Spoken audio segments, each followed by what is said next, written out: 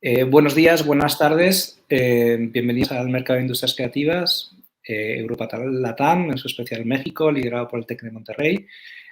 Presentamos un proyecto de referencia de recuperación de archivos históricos o recuperación de archivos o de puesta en valor del archivo, que se llama Memórica, y que voy a dejar a David que nos lo presente porque realmente es un referente. David. Hola, ¿qué tal?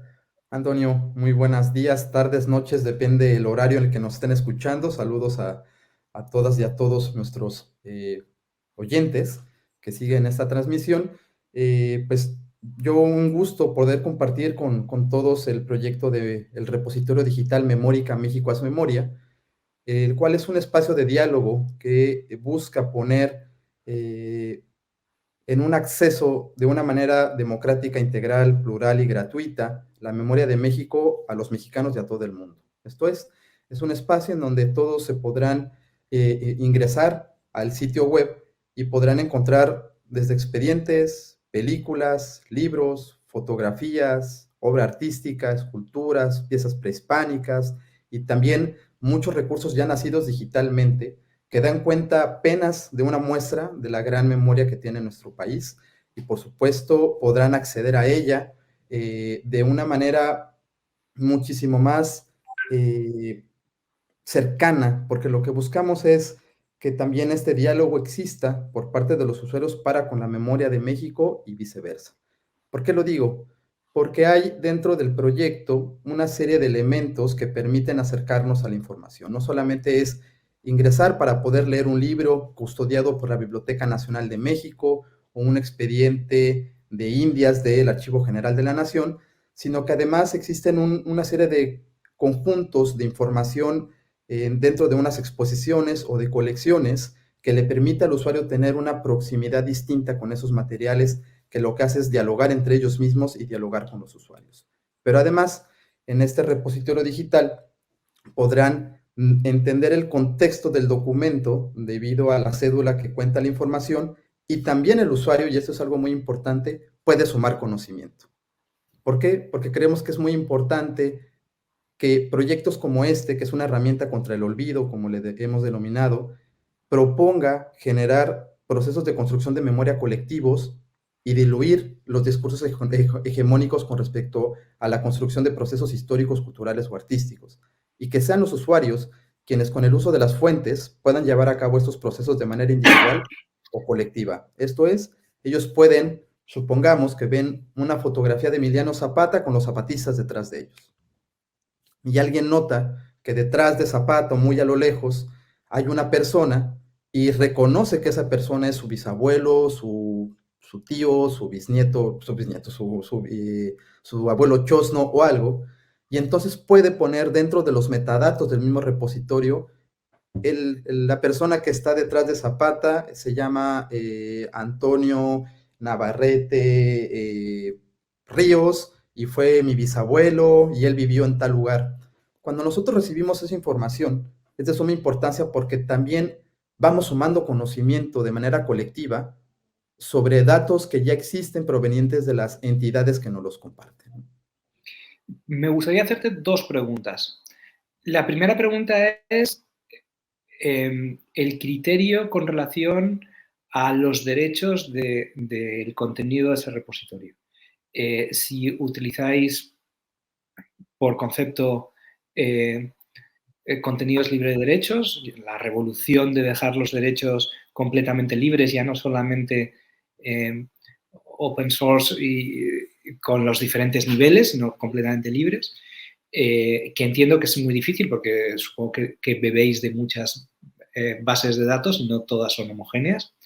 Y la segunda pregunta es, bueno, tengo miles, ¿eh? La segunda pregunta es, ¿cómo validáis el contenido? Es decir, tú abres la herramienta para que el usuario la enriquezca. ¿Cómo validas? ¿Lo validas bajo el método científico o directamente lo dejas abierto y que sea la comunidad el que lo termine validando? No sé cómo. Sí. Bueno, con respecto a la parte de los derechos, nosotros somos un repositorio agregador, es decir, Memórica lo que hace es conjuntar los esfuerzos de diversas entidades públicas, privadas, nacionales y extranjeras, porque también tenemos ya colaboraciones con países extranjeros que tienen memoria de México bajo custodia. Ellos nos comparten su información y quienes son los dueños de los derechos o quienes ostentan la facultad legal sobre esos recursos son las entidades. Esta representación digital que nos comparten a nosotros tienen una serie de declaraciones de uso que van desde las Creative Commons hasta unas propias elaboradas por nosotros, porque no todas las Creative Commons se adaptan al patrimonio documental mexicano o artístico. Por eso también se crearon esos statements, digamos, esas declaraciones de una manera como muy puntual y específica. Y el colaborador, que es como le llamamos nosotros a las entidades que nos comparten sus recursos, son quienes determinan cuál atributo de declaración va a llevar cada uno de los recursos. Entonces, esta flexibilidad nos permite mostrar tanto documentos muy contemporáneos como aquellos que estén en un dominio público total y que ni siquiera requeriría una solicitud o un permiso. Entonces, esa flexibilidad a nosotros es la que nos permite poder tener cada vez una diversidad de recursos mayores porque hay un trabajo de gestión importante, ¿no? Te pongo un ejemplo como muy puntual, ¿no? Se ha trabajado con algunas personas, incluso un artista contemporáneo, ¿no? Algunos cineastas, que nos han dado sus materiales ellos mismos con una declaración de uso abierta para el disfrute de todas las personas, ¿no? Cabe señalar que únicamente puede ser disfrutable dentro del repositorio, ¿no? Cada uno de estos elementos. Entonces eso también le da tranquilidad a nuestros colaboradores. Lo único que se puede descargar es la base de datos, lo cual es muy importante para todos los investigadores que llevan a cabo algún proceso de estudio o de revisión o estudiante o cualquier curioso. Todos nuestros usuarios pueden descargar la base de datos de cada uno de los recursos de la cédula, ¿no? Tenemos como 230,000, si no me recuerdo, algo así, recursos digitales puestos ya en línea, donde la base de datos pues está descargable de manera completamente libre. ¿Cómo hacemos el criterio de selección? Atendiendo a tu segunda pregunta, cada vez que el usuario hace un comentario, hay una validación por parte de nosotros y hay un trabajo de validación terminológica que se hace con respecto al campo de agentes creadores, ¿no? Hay una persona encargada y especialista en ello en mi equipo que se encarga de revisar si realmente esa persona presumiblemente estaba con Zapata, si realmente tenemos fuentes que atestiguen, que hay muchísimas, digamos, en ese ejemplo que puse, si cuando menos hay una persona que cayera en ese supuesto de nombre llamado de esa forma. Entonces, si hay un trabajo que toma tiempo, me encanta, cuando en algún momento pensamos en abrirlo a un proceso de discusión más colectiva, pero ahí perdíamos como un poco el control de ciertas como voces. Y lo que queríamos era no solamente hacer lo que queríamos era sumar conocimiento fidedigno y en algún momento pues nos encantaría hacer pues una minería de datos colectiva con los colegas de Wikipedia, por ejemplo, sería maravilloso, ¿no? 3 preguntas mayores y menores. Asumo que eres un agregador, con lo cual los grandes servidores no son tuyos, sino conectas a los servidores de terceros. Sí y no. Me equivoco. No, déjame terminarte y la segunda es, hay una gran preocupación con relación a la innovación y la sostenibilidad de los grandes archivos. De hecho, hay un programa europeo que se llama los tesoros digitales, que lo que intenta es cómo a través de los NFTs, del merchandising, de la licencia, podemos hacer más sostenibles los archivos. ¿Lo estáis afrontando? Y la tercera es, ¿qué plan de sostenibilidad, más allá del impulso que tiene ahora en este sexenio, tiene el proyecto? Porque es tan maravilloso que debería vivir mucho más allá de nosotros mismos, vamos. Claro. Mira, con respecto a los servidores, en algún momento cuando empezamos este proyecto era como hacia donde queríamos apuntar. El problema es que luego la realidad te alcanza y la realidad se encarga de decirte eso no es posible porque el país no tiene las condiciones para poder generar esa estrategia. Entonces tuvimos que cambiarla rotundamente. nosotros tenemos dos maneras de poder trabajar con nuestros colaboradores, que es nosotros alojando por completo todos nuestros servidores, porque no tienen infraestructura, los museos, archivos o centros de documentación, pero quienes sí lo tienen, esa infraestructura, es con quien sí podemos hacer un trabajo de manera interoperabilidad con respecto a la representación de los datos. Entonces, trabajamos de esa forma híbrida para poder, no por una cuestión de infraestructura o de acceso o de una brecha tecnológica, algún colaborador pueda quedar fuera, sino todo lo contrario. Hemos hecho como ese esfuerzo para poder visibilizar el esfuerzo que por décadas antes de nosotros, esas instituciones ya habían hecho en pos de la preservación y la conservación del patrimonio digital, bueno, tanto físico y posteriormente en sus planes de preservación digital que habían podido lograr como pudieron haber entendido en ese momento, ¿no? Con todo lo que, y digamos, como que implicaba aciertos y desaciertos, como en todo, digamos, proyecto que van haciendo de una manera sin una previa, digamos, como de experiencia, ¿no? Lo segundo, que tiene que ver con respecto a qué plan de gobernabilidad y de sostenibilidad vemos al proyecto, desde mi punto de vista son dos.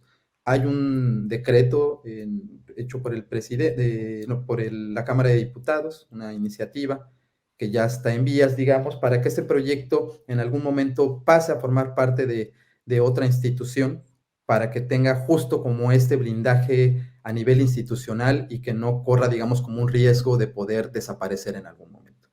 Pero desde mi punto de vista, más allá de la parte de modificación de ley, creo yo que la verdadera sostenibilidad está dentro, junto con nuestros colaboradores, ya que nosotros finalmente existimos gracias a ellos. Y algo que creo que es muy importante, que cómo hemos aprovechado este desarrollo, este uso de las nuevas tecnologías en pos de la difusión del patrimonio cultural y artístico mexicano, tiene que ver también en cómo hemos nosotros propiciado dos cosas. Una, abrir el diálogo a nivel nacional con respecto a la importancia de esos proyectos. Y segunda y más importante desde mi punto de vista es el trabajo con las entidades que realmente son los que tienen la custodia, el control y la administración de estos documentos. Porque antes ahí no estaba el debate. Y tenemos ahorita 75 colaboradores aproximadamente, el haber propiciado con ellos una mejora en la práctica documental de nuestro patrimonio, a mí eso ya me parece de una ganancia inmensa, porque estemos o no estemos, lo importante es dejar esas bases, porque lo que estamos viendo nosotros ahorita es apenas el inicio, más o menos consolidado, más o menos caminando, pero son las bases para que este proyecto alcance un nivel cada vez mayor, no solamente con respecto a sumar colaboradores, porque no es solamente una cuestión cuantitativa, sino realmente mejorar las prácticas documentales de profesionalización, de acceso que puedan tener quienes realmente tienen el control de estos recursos. Bueno, enhorabuena. Y antes de despedirme, te planteo un reto. Vale. Una persona admirada por ambos, Carlos Baztán, que es el creador de Matadero Madrid, durante años tuvo un proyecto para digitalizar los planos de todas las ciudades mexicanas que tienen sus alzamientos topográficos del siglo XVII y XVIII en los archivos militares españoles. Y nadie ha sido capaz de hacerlo. Ni Carlos, que es español y es un hombre de referencia. Con lo cual, oye, yo simplemente lo lanzo como reto. Pues nosotros gustosos de poder tomarlo y de colaborar en pos de ello.